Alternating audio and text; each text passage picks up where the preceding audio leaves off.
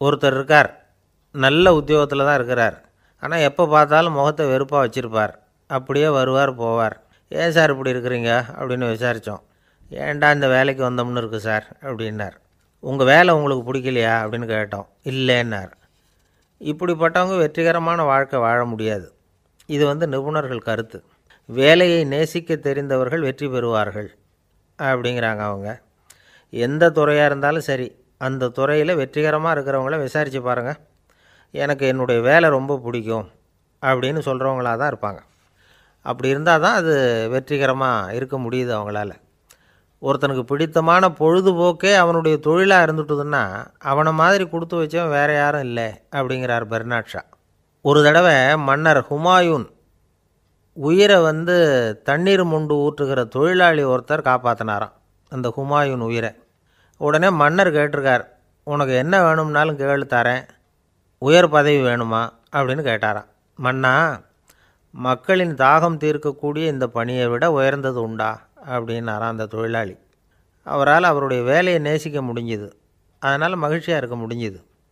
நாமெல்லாம் அப்படி இல்லை. வேலை கிடைக்கிற வரைக்கும் கிடைச்சா போதும் அப்படின்னு இருக்கோம். கிடைச்சதுக்கப்புறம் ஏன்டா இந்த வேலைக்கு வந்தோம்னு ரொம்பவும் அழுத்துக்குவோம். சரி, நாம் இருக்கிற இடத்துல நாம் வெற்றிகரமாக இருக்க வழி உண்டா அப்படின்னா உண்டுன்னு சொல்கிறாங்க. அதாவது மன இயல் நிபுணர்கள் இருக்கிறாங்க இல்லையா, அவங்க அதுக்கு முக்கியமாக 6 வழிகள் சொல்கிறாங்க. நீங்கள் ஒரு அலுவலகத்தில் வேலை பார்க்குறவரா அப்படின்னா இதை கேளுங்க. அதாவது உங்கள் மேலதிகாரி எதிர்பார்ப்புக்கு தகுந்த மாதிரி உங்கள் வேலை இருக்குதா? அப்படி இல்லைன்னா முதல்ல உங்கள் வேலையின் தரம் உயரணும்.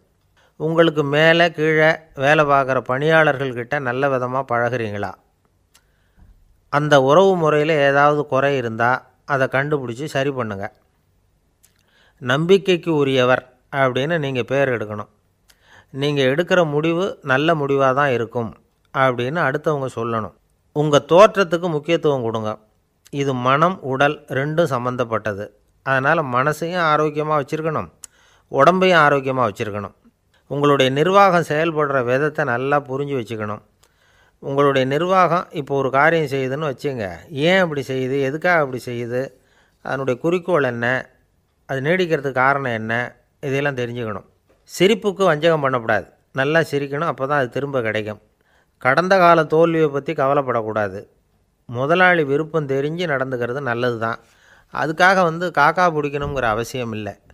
உங்களுக்கு ஒரு பொறுப்பான வேலை கிடைக்குது, உடனே சத்தம் குழப்பம் அப்படின்னு சூழ்நிலையை இறுக்கமாக ஆக்கிடக்கூடாது. எந்த சூழலையும் இயல்பாக கையாளக்கூடியவர் அப்படிங்கிறத காட்டணும். இதெல்லாம் உங்கள் துறையில் நீங்கள் வெற்றி பெற நிபுணர்கள் சொல்கிற யோசனைகள். இவ்வளவு விவரமும் சொல்லிவிட்டு ஒருத்தரை பார்த்து கேட்டோம், இப்போ சொல்லுங்கள், நீங்கள் செய்கிற வேலை உங்களுக்கு பிடிச்சிருக்குதா அப்படின்னோம். ரொம்ப ரொம்ப பிடிச்சிருக்குது அப்படின்னார். சரி, என்ன செஞ்சிகிட்ருக்குறீங்க அப்படின்னு கேட்டோம். சும்மா தான் இருக்கிறேன் அப்படின்னார் அவர். அள்ள அள்ள குறையாதது அட்சய பாத்திரம், அது நமக்கு தெரியும், கேள்விப்பட்டிருக்கிறோம். ஆனால் போட போட நிரம்பாத ஒரு பாத்திரம் உண்டு. அது என்ன தெரியுமா? நம்மளில் பல பேர்கிட்ட அந்த பாத்திரம் உண்டு. அதுதான் பேராசை அப்படிங்கிற பாத்திரம். அதை நிறைவு செய்யவே முடியாது. பேராசையை பற்றி சுஃபி இலக்கியத்தில் ஒரு பிரபலமான கதை உண்டாம். அதை ஒரு பெரியவர் எடுத்து சொல்லியிருக்கிறார். ஒரு மன்னர் நகர்வலம் போயிட்டுருக்கார்.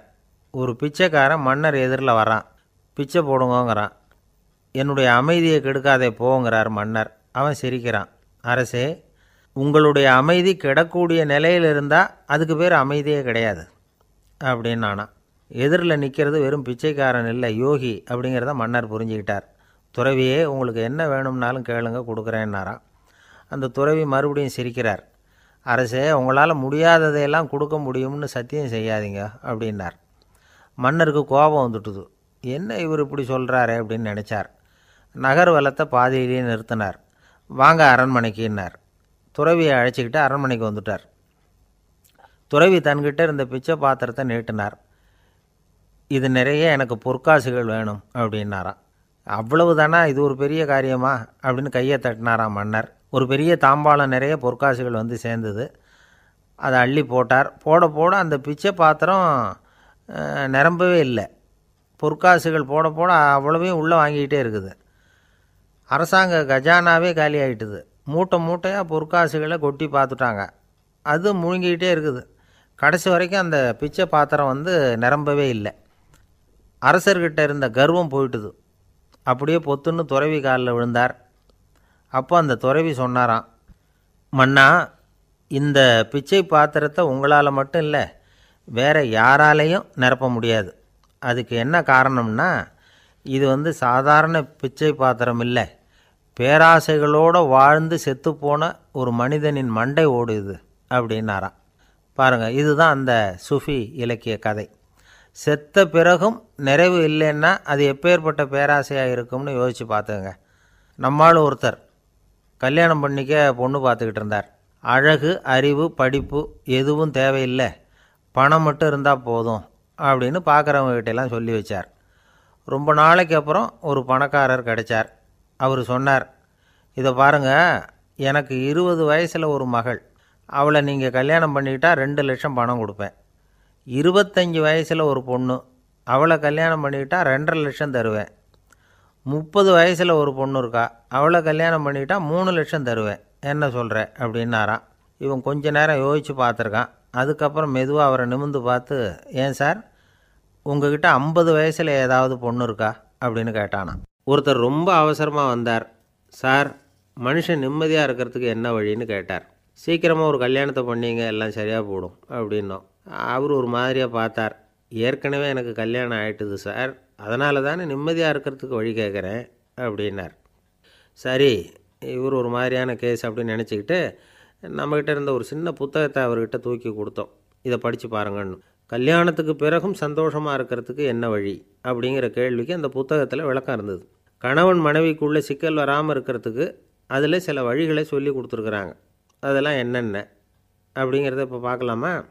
குடும்பம்னு இருந்தால் கோபம் வரதான் செய்யும், அது வந்துட்டு போட்டும் பரவாயில்ல.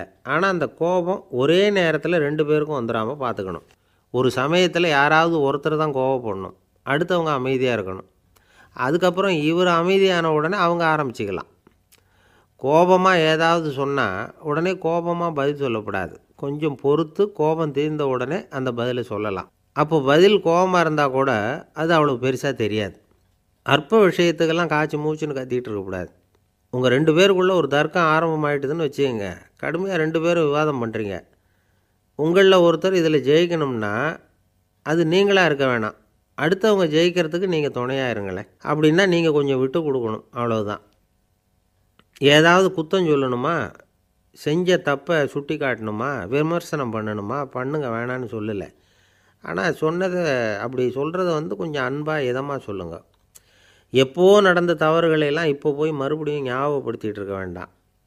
நான் அப்போவே சொன்னேன் இந்த புடவை வேணாம்னு, நீங்கள் தான் கேட்கல, இப்போ பாருங்கள் கிழிஞ்சு போச்சு இப்படின்னு கத்துனாங்க ஒரு அம்மா. எப்போ சொன்னீங்கன்னு கேட்டால் ஒரு 10 வருஷத்துக்கு முன்னாடி தீபாவளி சமயத்தில் அப்படிங்கிறாங்க. அது என்ன இன்னும் அப்படியே புதுசாகவே இருக்கும்? உங்களுக்கு அவர் தான் பெருசு, அவருக்கு நீங்கள் தான் பெருசு. அதை விட இந்த உலகத்தில் வேறு எதுவும் முக்கியம் இல்லைன்னு நினைக்கணும். நீ தான் என்னுடைய உலகம்னு எத்தனை தடவை சொல்லியிருப்பீங்க? அதெல்லாம் வெறும் வசனமாக போயிடக்கூடாது. ஏதாவது ஒரு பிரச்சனையை பற்றி கடுமையாக விவாதம் பண்ணிக்கிட்டு இருக்கீங்க, அதை அப்படியே பாதியில் விட்டுட்டு படுக்கைக்கு போயிடக்கூடாது. சொச்சத்தை நாளைக்கு பேசிக்கலாம்னு. அப்படி போனால் தூக்கம் வராது. பிரச்சனையை ஒரு முடிவு பண்ணிக்கிட்டு அதுக்கப்புறமா தூங்க போகணும். ஒரு நாளில் ஒரு தடவையாவது உங்கள் ஜோடியை பாராட்டி நல்ல விதமாக கனிவாக ஒரு வார்த்தை சொல்லணும் அப்படின்னு தீர்மானம் பண்ணிங்க. ஏதாவது தப்பு பண்ணிவிட்டிங்கன்னா பரவாயில்ல, அதை ஒத்துக்கிறதுக்கும் மன்னிப்பு கேட்குறதுக்கும் தயாராக இருக்கணும். அது ஒன்றும் கேவலம் கிடையாது. வீட்டுக்குள்ளே தானே கேட்க போகிறீங்க, வெளியில் யாருக்கு தெரிய போகுதோ? எப்படியோ உங்களுக்குள்ளே ஒரு சமரசம் ஆனால் சரி தான். ஒரு தகராறுன்னு எடுத்துக்கிட்டால் குறைஞ்சபட்சம் அதுக்கு 2 பேர் தேவை. தனியாகவே உட்காந்துக்கிட்டு நான் இப்போ தகராறு பண்ணிகிட்டு இருக்கிறேன் அப்படின்னு யாரும் சொல்ல முடியாது. 2 பேர் தகராறு பண்ணுறாங்கன்னா பொதுவாக அந்த 2 பேரில் யார் அதிகமாக பேசுகிறாங்களோ அவங்க பேரில் தான் தப்பு இருக்கும். அதை மனசில் வச்சுக்கணும். இதெல்லாம் தான் அந்த புத்தகத்தில் போட்டிருக்கிற வழிமுறைகள். இவ்வளவும் சரியாக வரலைன்னா அப்புறமா சொல்லுங்கள், வேறு புத்தகம் ஏதாவது இருக்கான்னு தேடுவோம். ஒரு கணவன் தன்னுடைய மனைவியை அழைச்சிட்டு ஒரு மனோதத்துவ டாக்டர்கிட்ட வந்தாராம். டாக்டர், எங்களுக்கு கல்யாணம் ஆகி 30 வருஷ காலமாக நாங்கள் ஒரு விஷயத்தில் கூட ஒத்து போனதில்லை அப்படின்னு ஆரம்பித்தார். உடனே அந்த அம்மா குறுக்கிட்டு, அது 30 வருஷம் இல்லை 32 வருஷம் அப்படின்னாங்களாம். சில பேரை இப்படி சொல்கிறது உண்டு. அடுத்தவங்களை அனுசரித்து நடந்துக்க தெரியல, அவன் என்ன சார் மனுஷன் அப்படிம்பாங்க. சக மனிதர்களோடு எப்படி பழகிறது அப்படின்னு தெரியாததுனாலேயே பல பேர் இன்றைக்கி சங்கடப்பட்டுக்கிட்டு இருக்கிறாங்க. வசதி வாய்ப்பெல்லாம் சரியாக இருக்கும், ஆனால் வாழ்க்கை சரியாக இருக்காது. இன்னொருத்தர்கிட்ட எப்படி பேசுறது பழகிறதுங்கிறது தெரியாதனால தான் இந்த அவஸ்தை. சரி, இந்த அவஸ்தை இல்லாமல் வாழறது எப்படி? இதுக்கு அனுபவசாலிகள் சில வழிமுறைகளை சொல்கிறாங்க. அதெல்லாம் என்னென்னங்கிறத இப்போ தெரிஞ்சுக்குவோம். முதல்ல நம்ம நாக்கு நம்ம கண்ட்ரோலில் இருக்கணும். வார்த்தைகளை கொட்டிவிட்டு அதுக்கப்புறம் அள்ள முடியாமல் கடந்து கஷ்டப்படக்கூடாது. எப்படி பேசுகிறோங்கிறதும் முக்கியம். பேசுகிறப்ப எப்படி முகத்தை வச்சுருக்கிறோங்கிறதும் முக்கியம். அன்பாக பேசினாலும் நல்லாயிருக்கும்.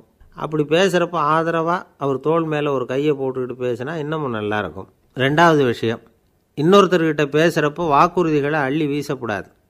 கொடுக்குற வாக்குறுதி குறைச்சலாக இருக்கணும். அப்படி கொடுத்த வாக்குறுதியை கண்டிப்பாக நிறைவேற்றணும். நாம் ஒருத்தரை பாராட்டுறோம் அல்லது அவரை பற்றி அபிப்பிராயம் சொல்கிறோம்னா அது ஆக்கப்பூர்வமாக இருக்கணும். நம்ம பாராட்டு அல்லது விமர்சனம் அடுத்தவருடைய முன்னேற்றத்துக்கு உதவுறது மாதிரி இருக்கணும். நாம் சொல்கிறத கேட்டுட்டு அவன் தலையில் கையை வச்சுட்டு உட்காந்துடக்கூடாது. எப்பவும் உற்சாகமாக இருக்கணும், முகம் மலர்ச்சியாக இருக்கணும். மனுஷன் இருந்தால் வருத்தம், கவலை, ஏமாற்றம் எல்லாம் இருக்க தான் செய்யும். அதெல்லாம் மனசில் இருக்கட்டும். அந்த வருத்தமும் கவலையும் ஏமாற்றமும் சேர்ந்துக்கிட்டு நம்ம முகத்தில் இருக்கிற மலர்ச்சியை மூடி மறைக்கிறதுக்கு நாம் இடம் கொடுத்துடக்கூடாது. எந்த விஷயத்தை பற்றி யாருக்கிட்ட பேசினாலும் வெளிப்படையாக பேசணும். திறந்த மனசோடு பேசணும். மூடி மறைச்சி முழுங்கிக்கிட்டு இருக்கக்கூடாது. இன்னொருத்தர்கிட்ட பேசுகிறப்போ விவாதம் பண்ணுங்க, அது தப்பு இல்லை. ஆனால் வாதாடிக்கிட்டு இருக்கக்கூடாது. அதாவது என்ன சொல்கிறாங்கன்னா, டிஸ்கஸ் பண்ணலாம், ஆர்கியூ பண்ணக்கூடாதான். நம்மக்கிட்ட இருக்கிற நல்ல குணங்களை நாம் எடுத்து சொல்லிகிட்டு இருக்கக்கூடாது. அந்த நல்ல குணங்களே நம்மளை பற்றி எடுத்து சொல்லணும். அது மாதிரி நடந்துக்கணும். அதே மாதிரி அடுத்தவங்க கிட்ட உள்ள கெட்ட குணங்களை பற்றி அவசியம் இல்லாமல் நாம் பேச வேண்டியதில்லை. உங்களை பற்றி யாராவது தப்பாக பேசுகிறாங்களா, அப்படி அவங்க பேசுகிறதுல உண்மை இல்லையா அப்படின்னா அதை நீங்கள் பொருட்படுத்த வேண்டியதில்லை, விட்டுடலாம். அது தானாக போயிடும். ஒரு 4-5 பேரோட பேசிக்கிட்டு இருந்தீங்கன்னா எல்லாருக்கும் முக்கியத்துவம் கொடுங்க. யாரையும் அலட்சியப்படுத்தாதீங்க. தமாஷா பேசலாம். ஆனால் அவங்க தமாஷ் அடுத்தவங்களை கேலி பண்ணுறதா இருக்கக்கூடாது. நமக்கு கிடைக்க வேண்டியது கிடைக்கலையே அப்படிங்கிற தவிப்பு நம்மக்கிட்ட இருக்கக்கூடாது. அது தேவையில்லை. உங்கள் செயல்பாடுகள் தெளிவாக இருக்கட்டும். பாராட்டு தானாக அவங்கள தேடிட்டு வரும். இன்னொரு மனுஷனுடைய மனசில் கௌரவமான ஒரு இடத்த பிடிக்கணும்னா நாம் இந்த குணத்தையெல்லாம் நம்மக்கிட்ட வளர்த்துக்கணும். இதெல்லாம் அனுபவசாலிகள் சொல்லியிருக்கிற குறிப்புகள். இந்த குறிப்புகளை சரியாக புரிஞ்சுக்கணும். அது முக்கியம். தப்பாக புரிஞ்சுக்கிட்டா என்ன ஆகும் தெரியுமா? இதை கேளுங்க. ஒருத்தர் வந்தார். சார், அடுத்தவங்க தோள் மேலே கையை போட்டுக்கிட்டு அன்பாக பேசணும்னு சொன்னீங்க. அப்படி தான் பேசினேன். அவர் முதுகை கூட தட்டி கொடுத்தேன். என் வேலை போயிட்டுது சார், வீட்டுக்கு அனுப்பிச்சிட்டாங்க அப்படின்னார்.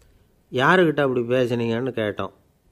என் முதலாளிகிட்ட சார் அப்படிங்கிறார் ரொம்ப சோகமாக. இந்த உலகமே ஒரு நாடக மேடை. நாம் எல்லாரும் நடிகர்கள். இது ஞானிகள் சொல்கிறது. இது ஒரு பக்கம் இருக்கட்டும். இந்த உலகத்துக்குள்ளே எத்தனையோ நாடக மேடைகள், எத்தனையோ நடிகர்கள், எத்தனையோ நாடகங்கள். இதெல்லாம் எப்படி ஆரம்பமாச்சு? அதுதான் இன்றைக்கி தகவல். அதாவது ஆதி மனிதன் பேச ஆரம்பிக்கிறதுக்கு முன்னாடி சைகையாலேயே எல்லாத்தையும் சொல்லிகிட்டு இருந்தான். அதனால் அப்போவே நடிப்பு ஆரம்பமாயிட்டுது.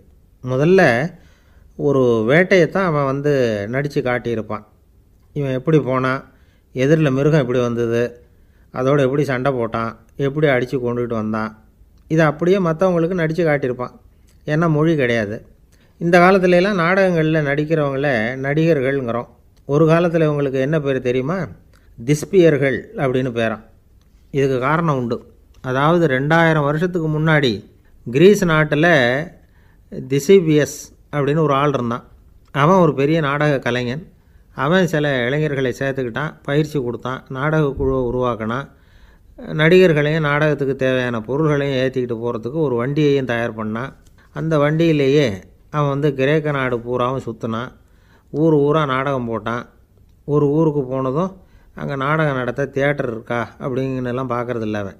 ஏன்னா அப்போலாம் தியேட்டர்னா என்னென்ன தெரியாது. நாடகம்னா அதை ஒரு மூடிய கொட்டைக்குள்ளே தான் நடத்தணுங்கிறது அப்போ யாருக்குமே தோணலை. இந்த வண்டி போகும், அதுவே ஒரு பகுதி அப்படியே ஒரு மேடை மாதிரி விரிச்சிக்கும். அதில் ஏறி நின்றுக்கிட்டு நாடகத்தை நடித்து காட்டுவாங்களாம். மக்கள்லாம் எதிரில் தரையில் உட்காந்து அதை பார்த்துக்கிட்டு இருக்கிறது. உலகத்தின் முதல் நடமாடும் தியேட்டர் இது தானா. இந்த திசிபியஸ் தான் முதலாக உலகத்தில் நாடகங்கிற பொழுதுபோக்கை நடத்தி காட்டினவன் அப்படின்னு சொல்கிறாங்க. அவன் சொந்தமாக நாடகம் எழுதுனான், நடித்தான், நாடகத்தை இயக்கினான். அதனால தான் அவனை first man of the theatre அப்படின்னு சொல்லுவாங்க. அவன் தான் நாடக மேடையின் முன்னோடி. கிரேக்கர் காலத்திலேயே நாடக ஆசிரியர்கள், நடிகர்கள், ரசிகர்கள் இவங்கெல்லாம் உருவாயிட்டாங்களாம். நாடகத்தின் சரித்திரத்தில் இந்த 3 பிரிவும் ரொம்ப முக்கியம். அதாவது கிரேக்க தியேட்டர்கள்லாம் திறந்த வெளி மேடைகள் தான். பெரும்பாலும் மலைச்சரிவுகள், அதுவே படிப்படியாக பண்ணியிருப்பாங்க. கீழே அரைவட்ட வடிவில் மேடை, அதுக்கு ஆர்கெஸ்ட்ரான்னு பேர். பிற்காலத்தில் இதில் உட்காந்து இசைக்குழுவினர் வாய்ச்சதுனால இசைக்குழுவுக்கே ஆர்கெஸ்ட்ராங்கிற பேர் வந்துட்டுது. இப்போது கிரேக்க தியேட்டர்களில் ஒன்று, அதோட காலம் கிமு 340. அதை இன்னமும் பாதுகாத்து வச்சுருக்கிறாங்களாம். எபிடாரஸ் அப்படிங்கிற இடத்துல அது இருக்குதான். இன்னமும் அந்த தியேட்டரை பயன்படுத்திக்கிட்டு வர்றாங்களாம். சிறந்த கிரேக்க நாடகங்கள்லாம் அங்கே நடிக்கிறாங்களாம். ஆரம்ப காலத்திலேயே கட்டணம் கிடையாது. அப்புறம் பின்னாடி தான் நுழைவு கட்டணம்லாம் அப்படியே வந்துட்டு தான். நடிகர்கள் பளபளப்பான ஆடைகள் உடுத்தியிருப்பாங்களாம். இந்த குதிகால் உயர்ந்த காலணிகள் போட்டிருப்பாங்களாம். இதெல்லாம் பழைய குறிப்புகள். பலவிதமான உருவங்களில் மாஸ்க் அப்படின்னு சொல்லப்படுற முகமூடி. அதனால் ஒரே நடிகர் பல வேடங்களில் நடிக்கிறது உண்டான். ஆரம்பத்தில் பெண் நடிகர்கள் கிடையாது, எல்லாம் ஆண் நடிகர்கள் தான். ரோமானியர்கள் தான் முதல் நிரந்தர நாடக மேடையை கட்டினவங்க. அதுதான் முதல் தியேட்டர். கிமு 1048 காலகட்டத்தில் பாம்பிங்கிற நகரத்தில் அதை கட்டியிருக்கிறாங்களாம். கிரேக்க ரோமானிய தியேட்டர்களின் அடிப்படையிலேயே இந்த இத்தாலிய வடிவமைப்பாளர்கள் இந்த குதிரை லாட வடிவில் ஒரு ஆடிட்டோரியத்தை உருவாக்கினாங்களாம். இப்படி அதை பற்றி நிறைய தகவல் இருக்குது. 1576 லண்டனில் இந்த பின்ஸ்பர்ரி, அப்புறம் இந்த பில்ட்ஸில், அப்புறம் ஜேம்ஸ் இப்படிங்கிறவர் முயற்சியால் தான் இங்கிலாந்தில் முதல் தியேட்டர் உருவாச்சான். அப்படி ஒருத்தர் இருந்தாராம். உலக நாடக மேடையின் வரலாறு இதுதான். அதாவது இப்போல்லாம் அறிவியல் வளர்ச்சி அதிகமாகிட்டுது. திரைப்படம், தொலைக்காட்சி எல்லாம் வந்தாச்சு. ஒவ்வொரு வீடுமே ஒரு குட்டி தியேட்டர் மாதிரி ஆகிட்டுது. தொலைக்காட்சி முன்னாடி உட்காந்தா எழுந்திருக்கவே மனசு வர்றதில்லை. ஒரு அம்மா ஒரு மனோதத்துவ டாக்டரை தேடிட்டு வந்தாங்களாம் இந்த காலத்தில். டாக்டர், எங்கள் வீட்டுக்காரர் எப்போ பார்த்தாலும் டிவி முன்னாடி உட்காந்துக்கிட்டு அதையே வெறிச்சு பார்த்துக்கிட்டு இருக்கிறார், உத்து பார்த்துக்கிட்டு இருக்கார், எனக்கு சந்தேகமாக இருக்குன்னாங்களாம். இது மனக்கோளாறு இல்லைங்க, ஆர்வக்கோளாறு, அவ்வளவுதான், இதுக்காக பயப்படாதீங்கன்னாரான் டாக்டர். அப்படி இல்லை டாக்டர், டிவி ஓடும் பொழுது நாம் எல்லாம் அதை பார்க்குறோம் சரி, ஆனால் அவர் அப்படி இல்லை, டிவியை நிறுத்தினதுக்கு அப்புறமும் அதையே உத்து பார்த்துட்டு உட்காந்துருக்கிறார், அதனால தான் சந்தேகப்பட்டு உங்ககிட்ட வந்தேன் அப்படின்னாங்களாம். ஒரு சின்ன பையன் வந்தான். அவனை பார்த்து ஒரு கேள்வி கேட்டோம். ஏன்ப்பா உங்கள் வீட்டில் அம்மா புத்திசாலியா அப்பா புத்திசாலியா அப்படின்னு. அவன் அலட்சியமாக நம்மளை பார்த்து சிரிக்கிறான். என்ன சார் இது, இந்த காலத்தில் இது கூட தெரியாமல் இருக்கிறீங்களே அப்படிங்கிறான். ஒரு சின்ன பையன் நம்மளை பார்த்து இப்படி கேட்டு விட்டானே அப்படின்னு நினைக்கிறப்போ நமக்கு ஒரு மாதிரி ஆகிடும். அதுக்கப்புறம்தான் இந்த தாத்தா பாட்டிலாம் சொல்கிற ஒரு கதை ஞாபகத்துக்கு வந்தது. அது என்ன கதை தெரியுமா? ஒரு ஊரில் ஒரு அம்மாவும் பிள்ளையும் இருந்தாங்களாம். அந்த மகனுக்கு திடீர்னு தேசாந்திரம் போய் வரணும்னு ஆசை வந்துட்டுது. ஊராக போய் சுற்றி பார்க்கணுங்கிற ஆசை. அந்த அம்மாவுக்கு இது பிடிக்கல. மகனை பிரிஞ்சு இருக்கிறதுக்கு அவங்க மனசு இடம் கொடுக்கல. வேணாப்பான்னு சொல்லி பார்த்தாங்க, அவன் கேட்கல. திடீர்னு புறப்படவும் செஞ்சுட்டான். சரி, இனிமேல் அவனை தடுக்க முடியாதுன்னு முடிவு பண்ணிட்டாங்க அந்த அம்மா. இருந்தாலும் புத்திசாலித்தனமாக ஒரு யோசனை பண்ணாங்க. மகனை கிட்டத்தில் கூப்பிட்டாங்க. அவங்ககிட்ட சொன்னாங்க, இதை பாருப்பா, நீ தேசாந்திரம் போகிறதுன்னு தீர்மானம் பண்ணிவிட்ட, அதை நான் தடுக்கலை, போயிட்டு வந்துடும். ஆனால் போகிறதுக்கு முன்னாடி எனக்கு ஒரு வாக்குறுதி கொடுத்துட்டு போ அப்படின்னாங்க. போகிறப்போ ராத்திரியாக இருந்தாலும் பகலாக இருந்தாலும் சரி, புளிய மரத்து நிழலில் தான் தங்கணும். திரும்பி வர்றப்போ இரவும் பகலும் நீ வேப்ப மரத்து நிழல்லே தங்கணும் அப்படின்னாங்க. சரி, அப்படியே செய்கிறேன்னு சொல்லி வாக்குறுதி கொடுத்தான் பையன். புறப்பட்டு போனான். போகிற வழியில் புளிய மரத்து நிழல்லையே தங்கினான், தூங்கினான். அப்படி போய்கிட்டே இருந்தான். 7ஆவது நாள் அவன் உடம்பு சுகமில்லாமல் போயிட்டுது. ரொம்பவும் பலவீனமாயிட்டான். இனிமேல் நடக்க முடியாதுங்கிற நிலைமை வந்துட்டுது. யோசித்து பார்த்தான். சரி, இதுக்கு மேலே போக வேண்டாம் அப்படின்னு முடிவு பண்ணிவிட்டு திரும்பி வர ஆரம்பிச்சிட்டான். திரும்பி வர்றப்போ வழியில் வேப்ப மரத்து நிழல்லையே தங்கி வந்தான். நாளுக்கு நாள் உடம்பு சரியாக வந்துட்டுது. 7ஆவது நாள் வீட்டுக்கு சேர்றான். உடம்பு பழையபடியே கலகலப்பாயிட்டுது. பூரண சுகம்.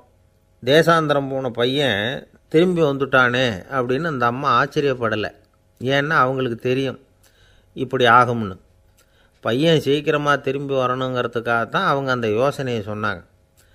என்ன விஷயங்கிறதையும் அவங்களே சொன்னாங்க. மகனே, புளிய மரத்து நிழல் உடம்புக்கு உஷ்ணத்தை கொடுக்கும், சீக்கம் உண்டாக்கும். அதனால் நீ தொடர்ந்து புளிய மரத்து நிழலில் தங்கினாவே நோய்க்கு ஆளாயிட்ட. அதனால் பயணத்தை முடிச்சுக்கிட்டு திரும்பி வரணுங்கிற முடிவுக்கு வந்துட்ட. திரும்பி வர்றப்போ நீ தங்கினது வேப்ப மரத்து நிழல். அது உடம்புக்கு வந்து குளிர்ச்சியை தரக்கூடியது, நோயை தீர்க்கக்கூடியது. அதனால் சுகமாக வீட்டுக்கு வந்து சேர்ந்துட்ட. உன்னோட தேசாந்திர பயணத்தை தடுக்கிறதுக்காக தான் இப்படி பண்ணினேன் அப்படின்னாங்களாம் அந்த அம்மா. பார்த்தீங்களா அம்மாவோட புத்திசாலித்தனத்தை? அப்பாவாக இருந்தால் இப்படியா பண்ணுவார்? ஒரு அப்பா வந்து பையன்கிட்ட 10 ரூபா கொடுத்து இதை எடுத்துக்கிட்டு அடுத்த ஊருக்கு போய் அங்கே இருக்கிற மாமா கிட்ட இதை கொடுத்துட்டு வாடா, வழியில் எங்கேயாவது மரத்தடியில் படுத்து தூங்கி விடாதே அப்படின்னு எச்சரிக்கை பண்ணி அனுப்புனாராம். பையனுக்கு எச்சரிக்கையாக வாழறது எப்படிங்கிறத கற்றுக் கொடுக்கறதுக்காக இப்படி பண்ணார். அவன் பணத்தை வாங்கிட்டு போனான். அப்பா சொன்னதை மறந்துட்டு ஒரு மரத்தடியில் படுத்து தூங்கிட்டான். அவனுக்கு தெரியாமல் அவன் பின்னாடியே போன அப்பா அவன் கையில் இருந்த அந்த 10 ரூபாயை நைஸாக எடுத்துகிட்டு வந்துட்டார். அவன் பையில் தானே வச்சுருந்தான், அது தெரியாமல் எடுத்துகிட்டு வந்துட்டார். அவன் தூங்கிக்கிட்டு இருக்கான். எடுத்துகிட்டு ஒரு மறுபடியும் வீட்டுக்கு வந்துட்டார். பையன் முழிச்சுக்கிட்டு பையை தடவி பார்க்குறான், பணத்தை காணும். அழுதுகிட்டே திரும்பி வந்தான். அப்பா கிட்ட விஷயத்த சொன்னான். அப்பா சிரிச்சுக்கிட்டே சொன்னார், அதுக்கு தான்ப்பா ஆரம்பத்திலேயே எச்சரிக்கை பண்ணினேன், இனிமேலாவது நீ ஜாக்கிரதையாக இருக்கணும் அப்படிங்கிறதுக்காக தான் இப்படி பண்ணினேன். அந்த பணம் எங்கேயும் போயிடலை, நான் தான் அதை உனக்கு தெரியாமல் எடுத்து வச்சிருக்கிறேன். இதோ பாரு அப்படின்னு சொல்லிக்கிட்டு சைடு பாக்கெட்டில் கையை விட்டா அது ஓட்டையாக இருக்குது. அதை எவனோ ஏற்கனவே கத்திரிச்சு எடுத்துகிட்டு போட்டான். இப்போ அப்பா முகத்தில் அசடு வழிஞ்சுதான். ஒரு அரசனும் அமைச்சரும் ஒரு நாள் ரொம்ப சாவகாசமாக பேசிக்கிட்டு இருந்தாங்களாம். அரசன் அமைச்சரை பார்த்து ஒரு கேள்வி கேட்டிருக்கார். ஏங்க அமைச்சரே, ஆசை இல்லாத ஒரு மனுஷனால் இருக்க முடியுமா அப்படின்னு. ஏன் முடியாது, துறவி அப்படிங்கிறவங்கெல்லாம் அப்படிப்பட்டவங்க தானே அப்படின்னாராம் அமைச்சர். அவங்கெல்லாம் உண்மையிலேயே ஆசையை விட்டவங்க தானா அப்படின்னு கேட்டாராம் ராஜா. அப்படி தான் இருக்கணும் அப்படின்னாராம் அமைச்சர். அப்படின்னா ஆசையே இல்லாத ஒரு உண்மையான துறவியை நான் பார்க்கணுமேன்னார். அது என்ன பிரமாதம், அதுக்கு நான் ஏற்பாடு பண்ணுறேன் அப்படின்னு விட்டார் இவர். சொல்லிவிட்டு உடனே புறப்பட்டு போனார். அங்கங்கே தேடினார். அப்புறம் தான் அவருக்கு புரிஞ்சுது உண்மை துறவியை கண்டுபிடிக்கிறது எவ்வளவு கஷ்டமான காரியம்னு. இருந்தாலும் ராஜா கிட்ட சொல்லியாச்சே உண்மை துறவியை காட்டுறேன்னு. இப்போ என்ன பண்ணுறது? ராஜா கிட்ட சொன்னபடி நடக்கலைன்னா அவருக்கு கோபம் வந்துடும். அமைச்சர் ஒரு யோசனை பண்ணார். அவருக்கு ஒரு வழி தெரிஞ்சுது. அதுதான் சரின்னு முடிவு பண்ணார். அதாவது அந்த ஊரில் அவருக்கு தெரிஞ்ச நாடக நடிகர் ஒருத்தர் இருக்கிறார், நல்லா நடிப்பார். அவரை போய் பார்த்தார். இதை பாருப்பா, எனக்காக நீ ஒரு காரியம் செய்யணும்னார். என்னன்னு கேட்டார் அவர். நீ ஒரு துறவி மாதிரி கொஞ்ச நேரத்துக்கு நடிக்கணும். ராஜா வந்து உன்னை பார்த்துட்டு போகிற வரைக்கும் நடி, அது போதும். அதுக்காக உனக்கு 10,000 ரூபா தரேன் அப்படின்னார். அவர் எந்த காலத்தில் இவ்வளவு பணத்தை மொத்தமாக பார்த்துருக்கார். அதனால் உடனே சரின்னு ஒத்துக்கிட்டார். அமைச்சர் வந்து அரண்மனைக்கு திரும்பி வந்தார். என்ன அமைச்சரே, இன்னுமா ஒரு உண்மையான துறவி கிடைக்கலன்னார். உண்மையான துறவி ஒருத்தரை இப்போ தான் கொஞ்ச நேரத்துக்கு முன்னாடி பார்த்து பேசிவிட்டு வர்றேன். அவர் நம்ம ஊருக்கு வெளியில் குளத்தங்கரையில் உள்ள ஒரு ஆலமரத்துக்கு அடியில் உட்காந்துருக்கிறார் அப்படின்னார் இவர். அப்படின்னா உடனே புறப்படுங்க அப்படின்னார் ராஜா. பரிவாரங்களோடு புறப்பட்டார். அங்கே அந்த மரத்தடியில் அந்த ஆள் வேஷம் போட்டுக்கிட்டு துறவி மாதிரி உட்காந்துருக்கிறான். ராஜா நேராக போனார். அந்த துறவி காலில் பொத்துன்னு விழுந்து வணங்கினார். உடனே ராணியும் அவர் காலில் விழுந்தாங்க. அடுத்தபடியாக அமைச்சர் விழுந்தார். அவருக்கு தெரியும் இது நம்ம ஆள் தான்னு. இருந்தாலும் என்ன பண்ணுறது, நேரம். அப்புறம் பரிவாரங்கள்லாம் துறவி காலில் விழுந்து ஆசீர்வாதம் வாங்கிட்டாங்க. ராஜா அப்புறமா தங்கத்தட்டில் பொன்னையும் பொருளையும் வச்சு அந்த துறவிக்கிட்ட ரொம்ப பணிவாக நீட்டுறார். தாங்கள் தயவு பண்ணி இதை ஏற்றுக்கணும் அப்படின்னு வேண்டிக்கிட்டார். அந்த துறவி பற்றில்லாமல் அதை பார்த்தார். எல்லாத்தையும் திறந்துவிட்ட எனக்கு இதெல்லாம் எதுக்காக அப்படின்னு சொல்லி அதை மறுத்துட்டாராம். ஆஹா, உண்மையான துறவியை பார்த்துட்டோம் அப்படிங்கிற ஆனந்தம் அரசருக்கு. ரொம்ப நிம்மதியாக திருப்தியாக திரும்பி வந்தார் அரண்மனைக்கு. அதுக்கப்புறம் அமைச்சர் யாருக்கும் தெரியாமல் அந்த துறவிகிட்ட ஓடினார். சொன்ன பிரகாரம் பணத்தை நீட்டினார். இந்தாப்பா, நான் உங்ககிட்ட சொன்னபடி 10,000 ரூபா பணம் எடுத்துக்கோ அப்படின்னார். அந்த ஆள் ராஜா கிட்ட சொன்னது மாதிரியே எல்லாத்தையும் திறந்துவிட்ட எனக்கு இதெல்லாம் எதுக்காக வேணாம் அப்படின்னு விட்டாராம். நடித்த வரைக்கும் போதும்ப்பா, இனிமேல் இந்த நாடக வசனம்லாம் வேணாம், வேஷத்தை கலைச்சிரு, பணத்தை வாங்கிக்கோன்னார்.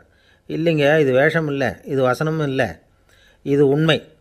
கொஞ்ச நேரம் துறவி மாதிரி நடித்ததுக்கே இந்த தேசத்து ராஜா, ராணி, அமைச்சர், பரிவாரங்கள் எல்லாம் என் காலில் விழுந்து வணங்குறாங்க. அப்படின்னா உண்மையான துறவியாக இருக்கிறது எவ்வளவு பெருமையான விஷயம். நான் உண்மையான துறவியாக ஆக போகிறேன், அப்படி முடிவும் பண்ணிட்டேன் அப்படின்னார் அந்த நடிகர். வேஷம் கூட எப்படிப்பட்ட விளைவுகளை உண்டு பண்ணுது பார்த்தீங்களா. நம்மால் ஒருத்தன் ரொம்ப வசதியாக தான் இருந்தான். ஒரு நாள் அவன் சொத்து பூரா திருட்டு போட்டுது. அதுக்கப்புறம் இவன் துறவி மாதிரி ஆகிட்டான். ஊர் ஊராக சுற்றினான். ஒரு குருநாதரை தேடி கண்டுபிடிச்சான். அவர்கிட்ட சீடனாக சேர்ந்துக்கிட்டான். அவனை பார்த்து ஒருத்தர் கேட்டார், நீ உண்மையான சீடன் தானான்னு. இல்லைங்க, சீடன் மாதிரி நடிச்சுக்கிட்டு இருக்கிறேன் அப்படின்னா. அது குரு துரோகம் இல்லையா அப்படின்னு கேட்டார் அவர். இல்லைங்க, நான் பண்ணது குரு துரோகம் இல்லை, என் குரு பண்ணது தான் துரோகம். என்னுடைய பணத்தை கொள்ளையடித்தது இவர் தான். அதை எங்கே வச்சுருக்காருன்னு கண்டுபிடிக்கிறதுக்காக தான் இவர்கிட்ட வந்து சீடனாக சேர்ந்துருக்கிறேன் அப்படின்னா. ஒரு ஆள் இருந்தான், நிறைய பணம் சம்பாதிச்சான். ஆனால் செலவு பண்ண மனசு வரல, கருமி. அவன் என்ன பண்ணான், சேர்த்த பணம் பூராவையும் ஒரு மரத்தடியில் புதைச்சி வச்சுருந்தான். வாரத்துக்கு ஒரு தடவை அந்த மரத்தடிக்கு வருவான், புதைச்ச இடத்த ஆவலோடு பார்த்துக்கிட்டு இருப்பான், அதுக்கப்புறம் போயிடுவான். அவ்வளவுதான். ஒரு நாள் ஒரு திருடன் வந்தான், இவன் புதைச்சி வச்சுருந்ததெல்லாம் எடுத்துகிட்டு போயிட்டான். இது தெரிஞ்சு போச்சு. அந்த கருமி புலம்ப ஆரம்பிச்சிட்டான். இவன் புலம்பலை கேட்டதும் அக்கம் பக்கத்தில் இருந்தவங்கெல்லாம் ஓடி வந்தாங்க. என்ன விஷயம்னு விசாரித்தாங்க. இவன் சொன்னான். ஒரு பெரியவர் கேட்டார், ஏன்ப்பா வாரம் வந்து இந்த இடத்த பார்க்குறதாக சொன்னியே, எப்போவாவது இதில் இருக்கிற பணத்தை எடுத்து செலவு பண்ணியிருக்கியா அப்படின்னு கேட்டார். நான் அப்பப்போ வந்து அதை பார்க்குறது தான் வழக்கம், அதை தொட்டதே இல்லைன்னு அவன். சரி, அப்படின்னா இப்போவும் நீ அதே மாதிரி வாரம் ஒரு தடவை வந்து இந்த இடத்த பார்த்துட்டு போகலாமே அப்படின்னாராம் அந்த பெரியவர். அதுவும் சரிதானே, எவ்வளவு காலமானாலும் அவன் அந்த பணத்தை எடுத்து செலவு பண்ண போகிறதில்ல. அப்படி இருக்கிறப்ப உள்ளே பணம் இருந்தாலும் ஒன்று தான், இல்லாமல் போனாலும் ஒன்று தான். இதிலேருந்து என்ன புரியுதுன்னா, ஒருத்தர்கிட்ட இருக்கிற பணத்தை கொண்டு அவர் பணக்காரரா ஏழையா அப்படின்னு முடிவு செய்கிறது சரியில்லை. அந்த செல்வத்தை அனுபவிக்கிற திறன், பயன்படுத்துகிற திறன், அதை வச்சு தான் அவர் ஏழையா பணக்காரரா அப்படிங்கிறத நிர்ணயம் பண்ணணும். அதுதான் சரி. செலவு பண்ண தெரியாதவன் சேகரம் பண்ணிகிட்டே இருக்கிறதுனால என்ன பிரயோஜனம்? தலைமுடியே இல்லாதவன் தாராளமாக சீப்புகளை வாங்கி சேகரம் பண்ணுறது மாதிரி தானே இது. சில சமயம் செலவு பண்ண நாம் தயாராக இருந்தால் கூட அந்த செல்வம் நமக்கு பயன்படுறதில்ல. அரேபியாவில் ஒரு நகை வியாபாரி விலை உயர்ந்த முத்துக்களை எல்லாம் அவர் வச்சு வியாபாரம் பண்ணிகிட்டு இருந்தார். அவர் ஒரு சமயம் ஒரு பாலைவனம் வழியாக போயிட்டுருக்கிறார் ஒட்டகத்தில். அப்போது திடீர்னு கடுமையான புயல் வீச ஆரம்பிச்சுட்டுது. திசை தவறி இவர் எங்கேயோ வந்துட்டார். கூட வந்தவங்களையும் காணலை, எங்கே போனாங்களோ தெரியல. இவர் ரொம்ப பயந்து போய் அங்கே எங்கேயுமா அலைஞ்சு திரியிறார். வழியே தெரியல, பசி கடுமையாயிட்டுது. ஒட்டகத்து முதுகில் ஒரு மூட்டை இருந்தது, அதை பிரித்து பார்த்தார். உள்ளே ஏதாவது இருக்கான்னு தேடி பார்க்குறார். அது வரைக்கும் கண்ணில் தட்டுப்படாத அபூர்வமான ஒரு பை கண்ணில் பட்டுது. ஆஹா, அதில் ஏதாவது சாப்பிட்றதுக்கு இருக்கும் அப்படின்னு நினச்சி ஆவலாக அதை பிரித்து பார்க்குறார். அந்த பையில் விலை உயர்ந்த முத்துக்கள் நிறைய இருந்துதான். அப்போ தான் அவர் நினச்சாராம், விலை உயர்ந்த முத்துக்கள் கூட சாப்பிட்றதுக்கு உணவாக முடியாது அப்படிங்கிறத புரிஞ்சுக்கிட்டாராம். எந்த நேரத்தில் எது நமக்கு தேவையோ அது நமக்கு தாராளமாக கிடைக்கணும். அப்படி அது கிடைக்கிறதுக்கு நம்மக்கிட்ட இருக்கிற செல்வம் பயன்படணும். அது நமக்கும் பயன்படலாம், நம்ம மூலமாக அடுத்தவங்களுக்கும் பயன்படலாம். அதுதான் செல்வத்தின் பயன். ஒரு மரத்தடியில் ஒருத்தன் உட்காந்து அழுதுகிட்டு இருந்தான். அந்த பக்கமாக வந்த இன்னொருத்தன் ஏப்பா அழுதுகிட்டு இருக்கிறேன்னு கேட்டான். இந்த இடத்துல தான் பூமிக்கு அடியில் பணம் இருக்குது, புதைச்ச இடம் தெரியல, அதான் அழறேன் அப்படின்னா. நல்லா ஞாபகப்படுத்தி பாரு, எந்த இடத்துல புதைச்ச அப்படின்னு கேட்டான் இவன். அது எப்படி எனக்கு தெரியும், புதைச்சி வச்சிருக்கிறவன் நான் இல்லையே, எங்கள் எதிர்த்த வீட்டுக்காரன் அப்படின்னானா இவன். அந்த ஆள் என்னை கண்ணாப்புண்ணான்னு திட்டிவிட்டான் சார், அதை நினச்சா எனக்கு ரொம்ப வருத்தமாக இருக்குது அப்படின்னு சொல்லி கவலைப்பட்டார் ஒருத்தர். இதில் கவலைப்படுறதுக்கு என்ன இருக்குது அப்படின்னார் ஒரு பெரியவர். அவர் ஒரு மகான். என்ன சார் இப்படி சொல்கிறீங்க, ஒருத்தர் நம்ம பார்த்து திட்டுனா வருத்தமாக இருக்காதா அப்படின்னார். அது எப்படி வருத்தமாக இருக்கும், திட்டுறதுங்கிறது என்ன, அது வெறும் சத்தம் தானே அப்படின்னார் அந்த பெரியவர். நம்ம ஆளுக்கு தலையை பிச்சுக்கலாம் போல் இருந்தது. இருக்காத அப்படின்னா நமக்கே அப்படி தானே தோணுது. அந்த பெரியவர் சொல்கிறது ரொம்ப பெரிய விஷயம். அதை நாம் புரிஞ்சிக்க முயற்சி பண்ணலாம்னா நடைமுறை வாழ்க்கைக்கு அது ஒத்து வர்றது மாதிரி தெரிய மாட்டேங்குது. இருந்தாலும் அந்த பெரியவர் அதுக்கு என்ன தான் விளக்கம் கொடுக்குறாருன்னு பார்ப்போமே. ஒரு ரயில் போயிட்டுருக்கு, அதில் ஒரு சாது போயிட்டுருக்கார். அந்த ரயில் வந்து அவர் ஹரித்வாரம் போயிட்டுருக்கார். அவர் ரயிலில் ஏகப்பட்ட கூட்டம். நம்ம ஊர் ரயில் கேட்க வேணும், டிக்கெட் வாங்கிட்டு கொஞ்சம் பேர், வாங்காத கொஞ்சம் பேர். அது என்னத்துக்கு அனாவசியமாக டிக்கெட் அப்படிங்கிற நினப்பில் பாதி பேர். இந்த கூட்டத்துக்கு மத்தியில் அந்த சாதுவும் போயிட்டுருக்கிறார். உட்கார்றதுக்காக இருந்த இடத்துல ஒரு ஆள் படுத்துருக்கிறான், கொஞ்சம் முரட்டு ஆசாமி. அவன் கால் பக்கத்தில் கொஞ்சோண்டு இடம் பாக்கி இருந்தது. அந்த இடத்துல இந்த சாது உட்காந்துருந்தார். மெதுவாக உட்காந்துக்கிட்டார் போய். ஆனால் அந்த ஆள் ராத்திரி பூரா இவரை காலால் உதச்சிக்கிட்டே இருக்கிறான். அது இவருக்கு ரொம்ப அவமானமாக பட்டுது. அதனால் துக்கம் ஏற்பட்டுது. இருந்தாலும் அதை ஒரு மாதிரியாக சகிச்சுக்கிட்டே இவர் வந்து சேர்ந்தார். பொழுது விடிஞ்சுது. அந்த சாது ஹரித்வார் வந்து சேர்ந்தார். அங்கே ஒரு பெரிய ஞானியை சந்தித்தார். ராத்திரி ரயிலில் அந்த ஆள் உதைச்சதையும் அதனால் தனக்கு ஏற்பட்ட துக்கத்தையும் இந்த சாது அந்த ஞானிகிட்ட சொன்னார். சொல்லிவிட்டு, ஏன் சுவாமி, எனக்கு துக்கம் ஏற்பட்டதே அது தப்பா அப்படின்னு கேட்டார். தவறு தான்னார் அந்த ஞானி. உனக்கு இன்னமும் தேக அபிமானம் போகலைங்கிறது தான் அது காட்டுது. அஷ்டாவக்கிரர் என்ன சொல்கிறார் தெரியுமா? உண்மையான ஞானி யாராவது தன்னை வந்தனை செய்தால் அதற்காக சந்தோஷப்பட மாட்டார், யாராவது நிந்தனை செய்தால் அதற்காக வருத்தப்பட மாட்டார் அப்படின்னு சொல்கிறார். நிந்தனைங்கிறது ஒரு ஒலி தான். தேகாபிமானம் இருக்கிற வரைக்கும் இந்த ஒலி நம்மளை வந்து வேதனைப்படுத்தும். நான் தேகம் இல்லை, ஆத்மா அப்படிங்கிற நினைவு இருந்தால் இந்த ஒலி நம்மளை பாதிக்காது. மனு என்ன சொல்கிறார் தெரியுமா? ஒரு சாதகன் பாராட்டுதலை விஷம்னு நினச்சி பயப்படணும், அவமானத்தை அமிர்தம்னு நினச்சி சந்தோஷப்படணுங்கிறார். அவமானப்பட்டால் கவலைப்படாமல் எப்படி இருக்க முடியும் அப்படின்னு தான் நமக்கு தோணும். அதனால தான் நம்மளில் யாரும் இதுக்கு உதாரணமாக யாரையும் காட்ட முடியல. புத்தரையும் கபீரையும் உதாரணமாக காட்டுறாங்க. அவங்களுக்கெல்லாம் அவமானம் ஏற்பட்டப்போ கவலையே படலையாம். புத்தரை வந்து அவமானப்படுத்தணுங்கிறதுக்காக கௌசாம்பி ராணி ஒரு இளம் பெண்ணை கொலை பண்ணி சடலத்தை புத்தர் குடிசைக்கு முன்னாடி போட சொன்னார். போட்டாங்க. புத்தர் தான் அந்த பொண்ணை கெடுத்து கொலை பண்ணிவிட்டார்னு எல்லோரும் நினச்சாங்க. ஆனால் புத்தர் இதை பற்றி கவலையே படலை. அப்புறமா உண்மை தெரிஞ்சதும் புத்தர் புகழ் இன்னும் அதிகமாயிட்டுது. ஒரு பெரிய சபையில் ஒரு மோசமான பொண்ணு நுழைஞ்சி தனக்கும் கபீருக்கும் சம்பந்தம் உண்டுன்னு சொன்னார். கபீர் கவலைப்படலை. அவங்க மாதிரியெல்லாம் நாமளும் இருக்க கற்றுக்கணும். நிந்தனை, அபகீர்த்தி, அவமானம் எல்லாம் ஆண்டவன் கொடுக்குற பிரசாதம்னு நினைக்கணும் அப்படின்னு சொல்கிறார் அந்த ஞானி. இதை கேட்ட இந்த காலத்து ஆசாமி ஒருத்தர், நான் கூட அப்படி தான் சார், யாராவது அவமானப்படுத்தினா கவலைப்பட மாட்டேன். நேற்று கூட ஒருத்தர் என்ன பலார்னு அரைஞ்சுட்டார், நான் கொஞ்சம் கூட கவலைப்படலை, பேசாமல் வந்துட்டேன்னார். ஏன் அப்படி வந்துட்டீங்க அப்படின்னு. அவர் அரைஞ்சதுலேயும் ஒரு அர்த்தம் இருந்தது, அதனால தான் அப்படி வந்துட்டேன்னார். ஏன் அரைஞ்சாருன்னு கேட்டேன். 10 வருஷத்துக்கு முன்னாடி 15 ரூபா அவர்கிட்ட கடன் வாங்கினேன், அதை கேட்டு கேட்டு பார்த்துட்டு கடைசியாக தான் அரைஞ்சார் அப்படின்னார். ஆண்டவனுடைய பிரசாதம் இவருக்கு அடிக்கடி கிடைக்கும் போல இருக்குது. ஒரு பல்கலைக்கழகம், அங்கே ஒரு இலக்கிய பேராசிரியர், அவர் பாடம் நடத்திக்கிட்டு இருந்தார். ராபர்ட் ப்ரௌனிங் எழுதிய கவிதைகளை பற்றி சொல்லிகிட்டு இருக்கிறார். மாணவர்களும் ரொம்ப அக்கறையாக அதை கேட்டுக்கிட்டு இருக்கிறாங்க. ஒரு குறிப்பிட்ட கவிதையை பற்றி சொல்லும் பொழுது அந்த பேராசிரியருக்கே ஒரு சந்தேகம். அதாவது அந்த கவிதையின் சரியான அர்த்தம் என்னங்கிறதுல சந்தேகம். பேராசிரியர் யோசனை பண்ணார். அந்த கவிதையை முழுசாக புரிஞ்சிக்க முடியல. அதனால் மாணவர்களை பார்த்து சொன்னார், மாணவர்களே, ஒரு நாள் பொறுத்துக்குங்க. இந்த கவிதையை எழுதின கவிஞர் எங்கள் வீட்டுக்கு பக்கத்தில் தான் இருக்கிறார். இன்றைக்கி சாயந்தரம் நான் அவரை நேரிலேயே போய் பார்க்குறேன். பார்த்து இதுக்கு என்னங்க அர்த்தம்னு கேட்டுக்கிட்டு வந்துவிடுறேன். அதுக்கப்புறம் உங்ககிட்ட சொல்கிறேன் அப்படின்னாராம். அன்றைக்கி சாயந்தரமே அந்த பேராசிரியர் கவிஞரை தேடிக்கிட்டு போயிட்டார். கவிஞர் அவங்க வீட்டில் அவர் பாட்டு உட்காந்துருந்தாராம். இவர் போய் அவர் முன்னாடி உட்காந்தார். அப்புறம் கேட்டார், ஐயா, அந்த கவிதையின் முழு பொருள் என்னன்னு தெரிஞ்சுட்டு போகிறதுக்காக வந்திருக்கிறேன் அப்படின்னாராம்.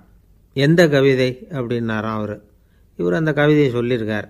கவிஞர் கொஞ்சம் யோசனை பண்ணிவிட்டு அப்புறம் சொன்னாராம், பேராசிரியரே, நீங்கள் கொஞ்சம் தாமதமாக வந்துட்டீங்கன்னாராம். இவருக்கு ஒன்றும் புரியல. நீங்கள் என்ன சொல்கிறீங்க? நான் தாமதமாக வந்துட்டேன்னா?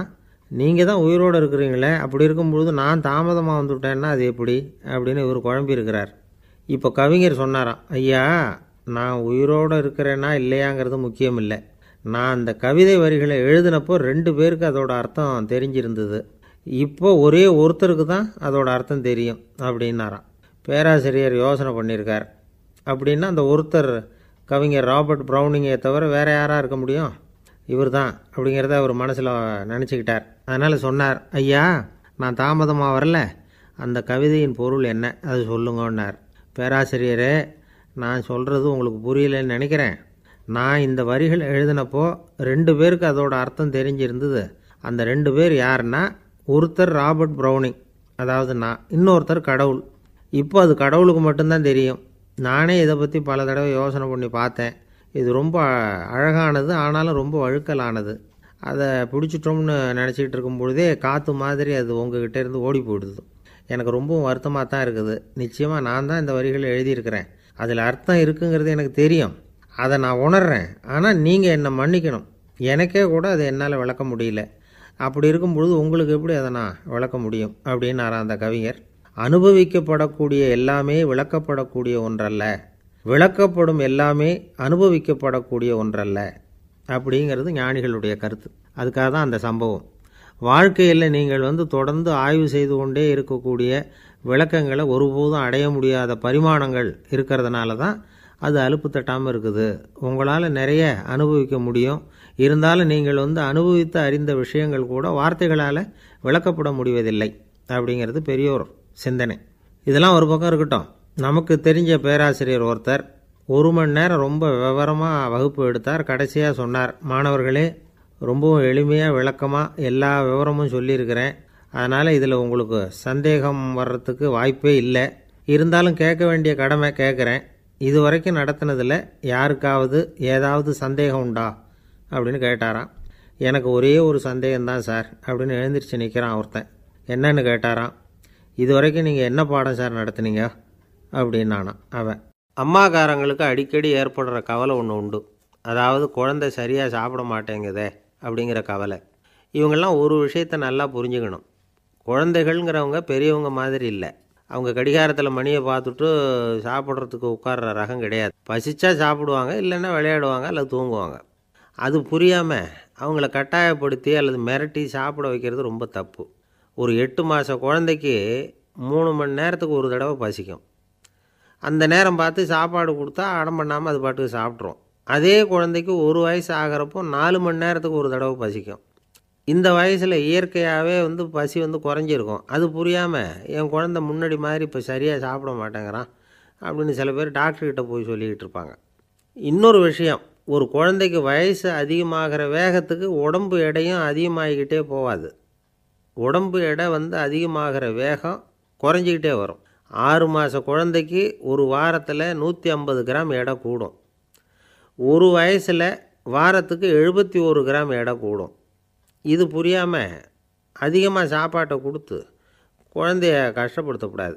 ஏன்னா அளவுக்கு மீறின உணவு அஜீரணத்தை உண்டு பண்ணிவிடும். குழந்தைக்கு ஒரு தட்டில் கொஞ்சமாக ஆகாரத்தை வச்சு கொண்டுகிட்டு போய் கொடுக்கணும். மலை மாதிரி குவிச்சு வச்சா அதை பார்த்ததுமே பசி அடங்கி போயிடும். அடித்து மிரட்டி பயமுறுத்தி குழந்தைய சாப்பிட வைக்கிற பழக்கம் இருக்குது பாருங்கள். அதுக்கு ஃபுட் ஃபோர்ஸிங் அப்படின்னு பேர். இப்படி பண்ணினா குழந்தைக்கு சாப்பாட்டில் விருப்பம் குறைஞ்சிரும்.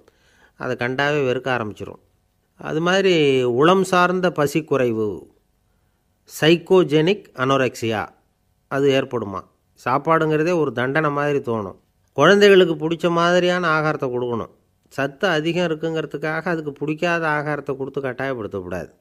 குழந்தைகளுக்கு 2 வயசு ஆகிறப்போ இயற்கையாகவே எதிர்மறை குணம் உண்டாகும். அதாவது அந்த எதிர்மறையாக பேசுகிறது. இது மாதிரி சமயங்களில் நாம் என்ன சொல்கிறோமோ அதுக்கு நேர்மாறாக நடந்துக்கும். ஏட்டிக்கு போட்டி. சாப்பிட சொன்னால் விளையாட போகும், விளையாட சொன்னால் சாப்பாடு கேட்கும். இதை புரிஞ்சுக்கிட்டு நடந்துக்கணும். குழந்தை சொன்ன பேச்சை கேட்கலேன்னு கோவப்படக்கூடாது.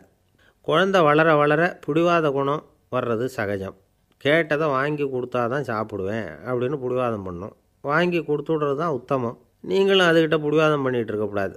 ஏன்னா கேட்டது கிடைக்கலையேங்கிற ஏமாற்றம் கூட குழந்தையோட பசியை குறைச்சிரும். கேட்டது கிடைச்சிட்டா பசி அதிகமாகும். கொடுத்ததை மலமலன்னு சாப்பிட்றோம். குழந்தைகளுக்கு கண்ட கண்ட நேரத்தில் சாப்பிட்றதுக்கு எதையாவது வாங்கி கொடுத்துக்கிட்டு இருந்தால் சாப்பாட்டு நேரத்தில் சாப்பிடாமல் அடம் பண்ண ஆரம்பிச்சிடும். பள்ளிக்கூடம் போகிற பிள்ளைங்க காலை உணவை சரியாக சாப்பிட மாட்டாங்க. அச்சம், அவசரம், பரபரப்பு இதெல்லாம் தான் காரணம்.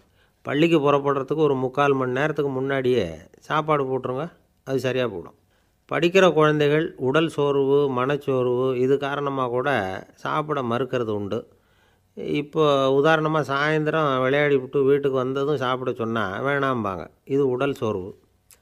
ரொம்ப நேரம் வீட்டு பாடங்களை செஞ்சு முடித்த கையோடு சாப்பிட சொன்னாலும் அவங்களால சரியாக சாப்பிட முடியாது. இது உளச்சோர்வு, அதாவது மனச்சோர்வு. இதை தவிர குழந்தைகளுக்கு உடல் நலக்குறைவு ஏற்பட்டால் கூட சாப்பிட மறுக்கிறது உண்டு. சில மருந்து மாத்திரைகள் கூட பசியை குறைச்சிரும். அதனால் சரியாக தெரிஞ்சுக்கிட்டு குழந்தைகளை சாப்பிட வைக்கணும். அது புரியாமல் கையில் சாப்பாட்டு தட்டை வச்சுக்கிட்டு குழந்தைகளை விரட்டிக்கிட்டு அலையக்கூடாது. ஒரு சின்ன பையன் சொன்னான், எங்கள் அம்மா சாப்பாடு போடுறது தெரிஞ்சால் நான் உடனே வீட்டை விட்டு வெளியில் ஓடி போடுவேன் அப்படின்னா. ஏன் அப்படி பண்ணுறேன்னு கேட்டோம். எங்கள் அப்பா கூட அது மாதிரி தான் சார் பண்ணுவார் அப்படிங்கிறான். பந்திக்கு முந்துற ஆசாமிகள் நம்மளில் பல பேர் உண்டு. அப்படி முந்துறதுக்கு கூட முயற்சி பண்ணுறவங்க நிறைய பேர் இருக்கிறாங்க.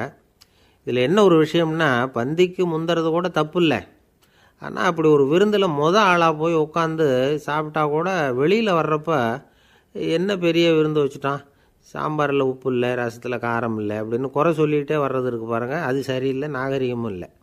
கல்யாண பத்திரிகையில் என்ன போட்டிருக்குது, என் பொண்ணுக்கும் இன்னார் பையனுக்கும் கல்யாணம், எல்லாரும் குடும்பத்தோடு வந்திருந்து மணமக்களை வந்து ஆசீர்வதிக்கணும், இப்படி தானே போட்டிருக்கோம். குடும்பத்தோடு வந்து விருந்து சாப்பிட்டு சாப்பாடு எப்படி இருக்குன்னு அபிப்பிராயம் சொல்லிவிட்டு போங்க அப்படின்னா போட்டிருக்கு கல்யாண பத்திரிகையில். ஒருத்தர் வீட்டு விசேஷத்துக்கு போயிருக்கோம்னா எவ்வளவோ அசௌகரியங்கள் நமக்கு ஏற்படலாம். ஏராளமான கூட்டம் வந்திருக்கும். எல்லாரையும் அவங்க வந்து தனித்தனியாக கவனிச்சிக்கிட்டு இருக்க முடியாது. நாம் தான் அனுசரித்து நடந்துக்கணும். நாமளாக போய் வாழ்த்த வேண்டியவங்களை வாழ்த்தி விட்டு வந்து சேரணும். அதை விட்டுட்டு பத்திரிக்கை கொடுத்தானேன்னு போனேன், கவனிப்பே சரியில்லை அப்படின்னு புலம்பிக்கிட்டு இருக்கக்கூடாது. ஒரு விருந்துக்கு போனால் அங்கே எப்படி நடந்துக்கணும் அப்படிங்கிறத பற்றி கூட அனுபவசாலிகள் சில விவரங்கள்லாம் சொல்லியிருக்கிறாங்க. இந்த காலத்தில் கல்யாணம், பிறந்த நாள், அது இதுன்னு நிறைய விருந்துகள் நடக்குது. அதெல்லாம் எதுக்காக? மனித உறவுகளை வளர்த்துக்கிறதுக்காக தான், வேறு எதுக்கு? ஒரு விருந்துக்கு போனால் அமைதியாக பொறுமையாக போய் உட்காரணும். அடித்து பிடிச்சிக்கிட்டு இடத்த பிடிக்க போகிறேன் அப்படின்னு நிற்கக்கூடாது. முதல் பந்தி நடந்துக்கிட்டு இருந்தால் அது முடிஞ்சு இலை எடுத்து சுத்தம் பண்ணதுக்கு அப்புறம் போய் உட்கார்றது தான் நாகரீகம். இலை எடுக்கிறதுக்கு முன்னாடியே அங்கே போய் உட்காந்தா நல்லா இருக்காது. நீங்கள் சாப்பிட்டுட்டு உட்காந்துருக்கீங்களா, சாப்பிட்றதுக்கு உட்காந்துருக்கீங்களா, பார்க்குறவங்களுக்கு சந்தேகம் வந்துடும். அதே மாதிரி இலையில் எல்லா ஐட்டமும் பரிமாறினதுக்கு அப்புறம் சாப்பிட ஆரம்பிக்கணும். ஒவ்வொரு ஐட்டமாக வைக்க வைக்க நாம் பாட்டுக்கு எடுத்து உள்ளே தள்ளிகிட்டே இருந்தோம்னா எதை வச்சோம் எதை வைக்கலன்னு பரிமாறினவரே குழம்பி போயிடுவார். ஏன்னா எப்போ பார்த்தாலும் இலை காலியாகவே இருக்கும். சாப்பிட்றப்போ உங்கள் சாப்பாட்டையே நீங்கள் கவனிக்கணும். அடுத்தவங்க இலையில் என்ன இருக்குது, பக்கத்தில் இருக்கிறவர் எதை அதிகமாக சாப்பிட்றார், இதெல்லாம் நமக்கு என்னத்துக்கு? எல்லாரும் சாப்பிட்டு முடிக்கிற வரைக்கும் பொறுமையாக இருக்கிறது தான் நல்லது. நீங்கள் மட்டும் திடீர்னு பாதியில் எழுந்திரிச்சு பக்கத்தில் இருக்கிறவங்களுக்கு சங்கடமாக இருக்குமேங்கிறதெல்லாம் யோசிக்காமல் நீங்கள் பாட்டு எழுந்திரிச்சு போகக்கூடாது. பக்கத்தில் உள்ளவங்க உங்களை எழுந்திரிக்க சொன்னால் எழுந்திரிச்சு போகலாம். விருந்துகளில் சாப்பாட்டை வீணாக்கிறதே ஒரு நாகரிகமாக போட்டுது. இந்த காலத்தில் சாப்பாட்டுக்கே கஷ்டப்பட்டுக்கிட்டு பல பேர் இந்த உலகத்தில் இருக்கிறப்போ சாப்பாட்டை வீணாக்கிறது எவ்வளோ பெரிய மோசங்கிறத நினச்சி பார்க்கணும். வேணுங்கிற அளவுக்கு கேட்டு வாங்கி சாப்பிட்றது தான் முறை. விருந்தில் இந்த பஃபே அப்படின்னு சொல்லி ஒரு முறை சொல்கிறாங்கல்ல, அதாவது உணவு வகைகளையெல்லாம் பொதுவாக ஒரு இடத்துல வச்சுடுறது, நமக்கு தேவையானதை நாமே எடுத்து ஒரு தட்டில் போட்டுக்கிட்டு சாப்பிட வேண்டியது. இதில் கூட சில பேர் தேவைக்கு அதிகமாக எடுத்து போட்டுக்கிட்டு வீணாக்குறாங்க. சில சமயம் வந்து கடைசியாக சாப்பிட போகிறவங்களுக்கு எல்லா ஐட்டமும் கிடைக்காம போகலாம். அதை போய் பெருசு பண்ணிகிட்டு இருக்கக்கூடாது. என்ன சார் இந்த அளவுக்கு கூடவா நாகரிகம் தெரியாமல் இருக்கிறோம், இதை போய் பெருசாக சொல்ல வந்துட்டீங்களே அப்படின்னு நினைக்கலாம். ஒருத்தர் 2 பேருக்கு இந்த விவரம் தேவைப்படலாம். அவங்க காதலையும் இது விழட்டுமேங்கிறதுக்காக தான் இது. ஒரு பெரிய கல்யாண விருந்து நடந்துக்கிட்டு இருந்தது. விருந்து மண்டபத்து வாசலில் ஒருத்தர் நின்றுக்கிட்டு வர்றவங்களையெல்லாம் ரொம்ப மரியாதையாக வணங்கி உள்ளே அனுப்பி வச்சுக்கிட்டு இருந்தார். எப்படி தெரியுமா? வர்றவங்க கையெல்லாம் பிடிச்சி முத்தம் கொடுத்து அதுக்கப்புறம் உள்ளே அனுப்பி வச்சுக்கிட்டு இருந்தாராம். கூட்டம்லாம் முடிஞ்சதுக்கப்புறம் அவர்கிட்ட போய் கேட்டிருக்கிறாங்க, சார் நானும் எவ்வளவோ விருந்துகளுக்கு போயிருக்கிறேன், இருந்தாலும் இவ்வளவு மரியாதையாக வர்றவங்க கைக்கெல்லாம் முத்தம் கொடுத்து வரவேற்கிறத இங்கே தான் பார்க்குறேன் அப்படின்னு சொன்னாங்க. அதுக்கு அவர் சொன்னார், அட போங்க சார், நான் முத்தம் கொடுக்கல, முந்தின பந்திக்கு வந்து சாப்பிட்டவங்களே அடுத்த பந்திக்கும் வர்றாங்களான்னு மோந்து பார்த்து அனுப்பி வச்சுக்கிட்டு இருந்தேன் அப்படின்னார். ஒருத்தர் மனசில் நிம்மதி இல்லாமல் உட்காந்துருந்தார். என்ன சார் விஷயம் அப்படின்னு விசாரித்தேன். அகலக்கால் வச்சுட்டேன், அதுதான் அவதிப்படுறேன்னார். விவரமாக சொல்லுங்கன்னு. வீடு கட்டணும்னு ஆரம்பித்தேன், வேலை பாதியிலேயே நிற்கிது, கையில் பணம் இல்லை அப்படின்னார். இது மாதிரி ஆசாமிகள் பல பேரை நீங்கள் பார்த்துருக்கலாம். இவங்கெல்லாம் சுலபமாக மன அழுத்தத்துக்கு ஆளாயிடுறாங்க. மன உளைச்சல், அதாவது ஸ்ட்ரெஸ் அப்படின்னு சொல்கிறோமே, அதுக்கு அடிப்படையான சில காரணங்கள் உண்டு. அதாவது மிகையாக திட்டமிடுதல் அப்படிங்கிறதும் ஒரு முக்கியமான காரணம். நடைமுறை சாத்தியம் என்னங்கிறத மனசில் வச்சுக்கிட்டு எந்த திட்டத்தையும் தீட்டணும், அப்போ தான் அது சரியாக வரும். 2வது காரணம் என்ன தெரியுமா? ஒரே நேரத்தில் பல்வேறு செயல்களில் ஈடுபடுறது. தொலைபேசியில் பேசிக்கிட்டே கையில் இருக்கிற கடிதத்தை படிச்சுக்கிட்டே எதிரில் உட்காந்துக்கிட்டு இருக்கிறவருக்கும் அப்பப்போ பதில் சொல்லிக்கிட்டு மனசில் பல்வேறு சிந்தனைகளை அப்படியே ஓட விட்டுக்கிட்டு இருக்கிறது, இதுவும் மன அழுத்தத்தை உண்டாக்குது. 3வது காரணம், எதிலேயும் வெற்றி மட்டும் எதிர்பார்க்குற ஒருதலைப்பட்சமான ஆர்வம். நாம் தொட்டதெல்லாம் வெற்றியாகவே முடியணும் அப்படின்னு எதிர்பார்க்குறவங்க ஏதாவது ஒன்றில் தோல்வியை கண்டால் தோண்டு போயிடுறாங்க. எப்படியும் முடியலாம்ங்கிற எண்ணம் ஏற்கனவே நமக்குள்ளே இருந்துட்டுதுன்னா அந்த அவஸ்தை வராது. அதனால் அதுவும் நம்ம வளர்த்து கொள்ள வேண்டிய ஒரு குணம். மன உளைச்சல் ஏற்படுறதுக்கு இன்னொரு காரணம், எதையும் வேகமாக செஞ்சுடணும் அப்படிங்கிற துடிப்பு. அந்த துடிப்பே மனசை அழுத்த ஆரம்பிச்சிடும். எந்த ஒரு காரியத்திலையும் தாமதமோ இடையூறோ ஏற்பட்டால் அதை பொறுத்துக்கிற மனப்போக்கம் வேணும். அது இல்லாதவங்க அழுத்தத்துக்கு ஆளாயிடுறாங்க. சில பேர் வேலைன்னு எந்த நேரம் பார்த்தாலும் வேலையே கதின்னு கிடப்பாங்க. பொழுதுபோக்குக்கோ உடற்பயிற்சிக்கோ குடும்பத்தில் உள்ளவங்க அல்லது நண்பர்கள் கூட கலந்துரையாடவோ கொஞ்சம் கூட நேரம் ஒதுக்க மாட்டாங்க. இந்த சுபாவம் மன அழுத்தத்தை உண்டு பண்ணும். இதையெல்லாம் புரிஞ்சுக்கிட்டு அதிலிருந்து விடுபடுறது எப்படின்னு யோசிக்கணும். வல்லுநர்கள் இது தொடர்பாக சில யோசனைகளை சொல்லி வச்சுருக்கிறாங்க. அது என்னென்னா, வாழ்க்கைங்கிறது பிரச்சனைகளால் பின்னப்பட்ட ஒன்று. அது எப்போவுமே முடிவடையாத ஒரு தொடர்கதை அப்படிங்கிறத முதல்ல நாம் புரிஞ்சுக்கணும். ஒரே நேரத்தில் ஒரு காரியத்தில் மட்டுமே நாம் கவனம் செலுத்தணும். அடுத்தவங்க காரியத்தில் தலையிடக்கூடாது. எதையும் பேச ஆரம்பிக்கிறதுக்கு முன்னாடி நம்மை நாமே கேட்டுக்க வேண்டிய கேள்வி 2. 1, நான் சொல்ல போகிறது ரொம்ப முக்கியமானதா? 2வது, நான் சொல்கிறத அவங்க கேட்குறதுக்கு ஆசைப்படுறாங்களா? நான் பேசுகிறதுக்கு அது சரியான நேரம் தானா? இதை யோசித்து பார்த்ததுக்கப்புறம் எதையும் பேச ஆரம்பிக்கணும். முடிஞ்ச அளவுக்கு வளைந்து போகிற சுபாவத்தை வளர்த்துக்கணும். நம்ம நேரம் விலை மதிப்பு இல்லாதது, அதை வீணாக்கக்கூடாது.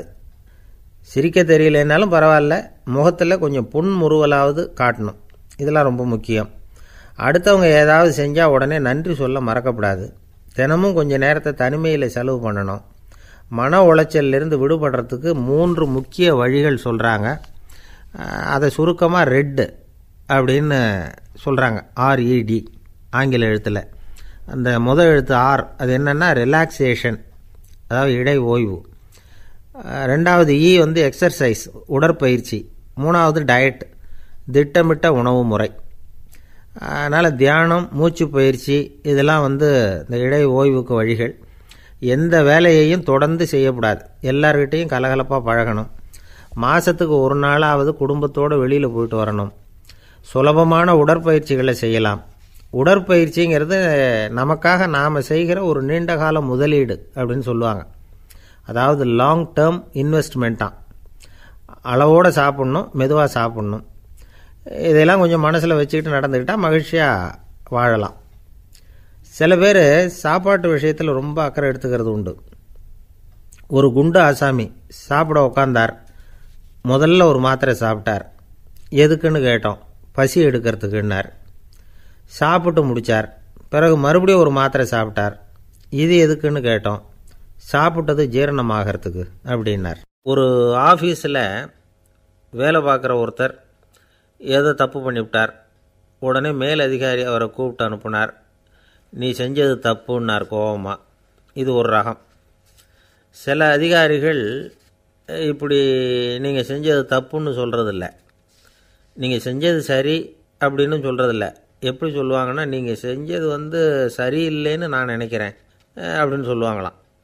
அதாவது சில பேர் நீங்கள் செஞ்சது தப்புங்கிறாங்க, அதையே மாற்றி சொல்கிறாரு இவர், நீங்கள் செஞ்சது சரியில்லைன்னு நினைக்கிறேன். இது ரெண்டும் அர்த்தம் ஒன்று தான், இருந்தாலும் வார்த்தைகள் வித்தியாசம். நிர்வாக திறமை இல்லாத ஒரு அதிகாரி யூ ஆர் ராங் அப்படின்னு சொல்லுவாராம். நிர்வாக திறமை உள்ள அதிகாரியாக இருந்தால் அதையே கொஞ்சம் மாற்றி I think you are not correct அப்படிம்பாராம். இதுதான் வித்தியாசம். இருந்தாலும் வார்த்தைகளை உபயோகப்படுத்துகிற விதத்தை வச்சு தான் வேலை நல்லா நடக்கிறதும் நடக்காததும் இருக்குது. விவரம் தெரிஞ்சவங்க என்ன சொல்கிறாங்க தெரியுமா? Be a leader not a boss அப்படிங்கிறாங்க. ஒரு லீடராக பாஸாக இருக்காதே அப்படிங்கிறாங்க. சரி, அப்படின்னா லீடருக்கும் பாஸுக்கும் வித்தியாசம் உண்டா அப்படின்னு கேட்டால் இருக்குன்னு சொல்கிறாங்க. லீடருங்கிறவர் வேறு, பாஸுங்கிறவர் வேறு. ஒரு லீடர் எப்படி நடந்துக்குவார், ஒரு பாஸ் எப்படி நடந்துக்குவார், இதை முதல்ல நாம் தெரிஞ்சுக்கணும். அவங்க எப்படி நடந்துக்குவாங்க அப்படிங்கிறதுக்கு சில விவரங்கள் இருக்குது. அதை கேட்டோம்னா நாம் புரிஞ்சுக்கலாம் அதை. அதாவது பாஸுங்கிறவர் விரட்டிக்கிட்டே இருப்பார், லீடருங்கிறவர் ஊக்கப்படுத்திக்கிட்டே இருப்பார். நாளைக்கு சாயந்தரத்துக்குள்ளே அந்த வேலையை செஞ்சு முடிக்கலைன்னா தொலைச்சி விடுவோம் தொலைச்சி அப்படிம்பார் அவர். இவர் எப்படி சொல்லுவார்னா, இது வரைக்கும் நீங்கள் செஞ்சுருக்கிற வேலை ரொம்ப அற்புதம் அப்படிம்பார். பாஸுங்கிறவர் அதிகாரத்தை நம்பி செயல்படுறவர், லீடருங்கிறவர் நல்லெண்ணத்தை நம்பி செயல்படுறவர். நம்மக்கிட்ட அதிகாரம் இருக்குது, பவர் இருக்குது, அதனால் காரியத்தை சாதிச்சுடலாம் அப்படின்னு நினைக்கிறவர் அவர். மற்றவங்கக்கிட்ட ஒரு நல்ல அபிப்பிராயத்தை சம்பாதிச்சுக்கிட்டு அது மூலமாக காரியங்களை சாதிக்கிறவர் இவர். பாஸுங்கிறவர் பயத்தை உண்டு பண்ணுவார், லீடருங்கிறவர் அன்பை பரவ செய்வார். அது செய்யலைன்னா ஆடிட்டில் தகராறாயிடும், இது செய்யலைன்னா இன்க்ரிமெண்ட்டு கட் ஆகிடும், இப்படி ஏதாவது சொல்லி பயமுறுத்திக்கிட்டே இருப்பார் அவர். இவர் அப்படி இல்லை. உடம்பு இப்படி இருக்குது, வீட்டில் எல்லோரும் சௌக்கியமாக இருக்கிறாங்களா, ஆஃபீஸில் எல்லாம் வசதியாக இருக்குதா, நான் ஏதாவது உதவி செய்யணுமா அப்படின்னு அன்புக்கு முக்கியத்துவம் கொடுப்பார். பாஸுங்கிறவர் எதுக்கெடுத்தாலும் நான் சொல்லிகிட்டு இருப்பார், லீடருங்கிறவர் நாமன்னு சொல்லிகிட்டு இருப்பார். பாஸுங்கிறவர் தப்புக்கு காரணம் யாருன்னு பார்ப்பார், லீடருங்கிறவர் தப்பு என்னன்னு பார்ப்பார். இதுதான் ரெண்டு பேருக்கு வித்தியாசம். The boss shows who is wrong, the leader shows what is wrong அப்படின்னு சொல்லுவாங்க. இந்த காரியம் எப்படி செய்யப்பட்டிருக்கு அப்படின்னு தெரிஞ்சுக்கிறவர் பாஸ், இந்த காரியத்தை எப்படி செய்யணும்னு செஞ்சு காட்டுறவர் லீடர். பாஸுங்கிறவர் பணியாளர்களை திட்டுவார், லீடர் மரியாதைக்குரியவராக நடத்துவார், அதுக்குரியவராக அவர் நடந்துக்குவார். செய்கிற வேலையை ஒரு சுமையாக நினைக்க வைக்கிறவர் பாஸ், செய்கிற வேலையை ஒரு சந்தோஷமாக ஆக்கிறவர் லீடர். ஒரு முதலாளியாக இருக்கிறவர் அல்லது ஒரு நிர்வாகியாக இருக்கிறவர் இது மாதிரியான நுணுக்கங்களையெல்லாம் தெரிஞ்சு வச்சுக்கிறது நல்லது. ஒரு பாஸ் இருக்கார், அவர் ஒரு நாள் ரொம்ப பெருமையாக தன்னோட ஆஃபீஸை பற்றி பேசிக்கிட்டு இருந்தார். எனக்கு கீழே 200 பேர் வேலை செய்கிறாங்க சார், நான் ஒரு கோடு கிழிச்சா அவங்க அதை தாண்டாத அளவுக்கு நான் நடந்துக்கிறேன் சார் அப்படின்னார் அவர். அது எப்படி முடியுது உங்களால் அப்படின்னு கேட்டோம். நான் கோடே கிழிக்கிறதில்ல சார் அப்படின்னார். என்ன சார் உங்கள் பையன் என்ன செஞ்சுக்கிட்டு இருக்கிறான் இப்போது அப்படின்னு கேட்டார் ஒருத்தர். அடிக்கடி கண்ணாடி முன்னாடி நின்று அழகு பார்த்துக்கிட்டு இருக்கிறான் சார் அப்படின்னார் அப்பா. இளம் பருவம் இப்படி தான் இருக்கும், அதையெல்லாம் சாதாரணமாக நினச்சிடாதீங்க அப்படின்னார் அவர். என்ன சார் சொல்கிறீங்க, கண்ணாடி முன்னாடி நின்றுக்கிட்டு நேரத்தை வீணாக்கிக்கிட்டு இருக்கான், அதை ஒரு பெரிய விஷயமாக நான் நினைக்கணுமா அப்படின்னார் இவர். இளம் பருவத்தில் இளைஞர்களுக்கும் சின்ன பொண்ணுங்களுக்கும் அடிக்கடி கண்ணாடியில் பார்க்கணும்னு தோணும். அது வெறுமனே அழகு பார்க்குறது மட்டும் இல்லை, அவங்க தங்களையே தேடி கண்டுபிடிக்கிற ஒரு முயற்சி அது. இது ஒரு மனோதத்துவ விளைவு. இது வரைக்கும் சின்ன பிள்ளையாக இருந்துட்டோம், இனிமேல் நாமளும் மற்றவங்க மாதிரி மனிதர்கள் தான் அப்படிங்கிற உணர்வு அவங்களுக்கு வருது. தங்களோட முகம் எப்படி இருக்குது, அழகு எப்படி இருக்குது, உடம்பு நேரம் எப்படி இருக்குது, முடி எப்படி இருக்குது அப்படிங்கிறதையெல்லாம் கண்டுபிடிக்கிறாங்க. அதுக்கப்புறம் இன்னொரு ஆணோ பொண்ணோ தன்னை கவனிக்கணும் அப்படின்னு நினைக்கிறாங்க. இதெல்லாம் மனோதத்துவ உண்மைகள், இதெல்லாம் இயற்கை. இதை பார்த்துட்டு பெற்றவங்க பிள்ளைங்க கெட்டு போட்டாங்க அப்படின்னு நினைக்கக்கூடாது, அவங்கள திட்டிக்கிட்டே இருக்கக்கூடாது. இன்றைக்கி பல குடும்பங்களில் இதுதான் நடந்துக்கிட்டு இருக்குது. மனுஷ வாழ்க்கையிலேயே இப்படியும் இல்லாத அப்படியும் இல்லாத ஒரு பருவம் இளம் பருவம். 13லேருந்து 19 வயசுக்கு உட்பட்ட ஆண்கள் பெண்கள் இந்த வகையை சேர்ந்தவங்க, டீனேஜ் குரூப். இவங்கள சின்னவங்கன்னு நினச்சிட முடியாது, பெரியவங்கன்னு நினச்சிட முடியாது. இவங்க ரொம்ப சென்சிட்டிவ். சமூகம் நினச்சா இவங்களை நல்லவங்களாகவும் ஆக்கலாம், கெட்டவங்களாகவும் ஆக்கலாம்.